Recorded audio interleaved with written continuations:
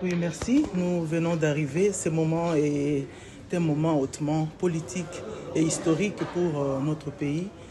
De voir enfin, après 61 ans, nous devons récupérer la dépouille de notre héros national pour aller lui offrir le tombeau digne.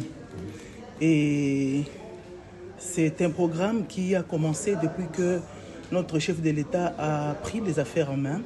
Il a promis aux Congolais de contribuer à la réécriture de notre histoire en ramenant la dépouille de notre héros au pays pour qu'il soit enterré dignement, mais aussi en renouvelant notre diplomatie avec la Belgique, chose qui a commencé parce qu'il y a seulement quelques jours depuis que le roi, Sa Majesté le roi, est arrivé chez nous comme pour visiter le pays. Il a été reçu par le chef de l'État et son épouse et une occasion de renaître encore en termes diplomatiques.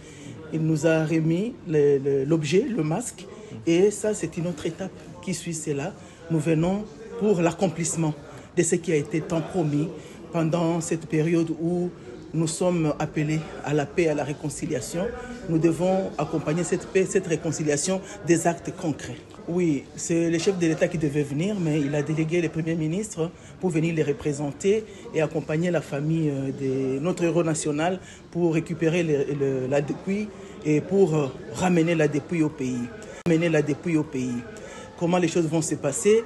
Il y a tout un programme qui a été tracé depuis plus d'une année où on va procéder d'abord par la remise de la dépouille à la famille, et c'est le procureur au niveau de la Belgique qui va procéder à le faire parce que c'est un acte juridique. Et après cela, politiquement, il faudra que la famille remette la dépouille au gouvernement, et cette dépouille sera reçue par le Premier ministre qui va faire accompagner ceci de toutes les cérémonies nécessaires afin de ramener maintenant cela au pays. Il y a toute une équipe qui est organisée, qui est censée faire et suivre toutes les étapes. Il y a les cérémonies qui vont se passer en Belgique, il y a la population de Belgique, la diaspora, les Congolais de Belgique qui doivent venir donner les adieux à notre héros national. Il y a la famille biologique qui doit recevoir et organiser un deuil au niveau de sa province originaire. Et il y a aussi la tournée qui doit suivre de partout où notre héros a travaillé, a pu poser des actes. Sa dépouille doit circuler pour marquer l'histoire, parce que c'est vraiment mémorable pour nous. Et à la fin, ça sera à la veille de l'indépendance qu'on va lui offrir le sépulcre qui était préparé déjà pour lui.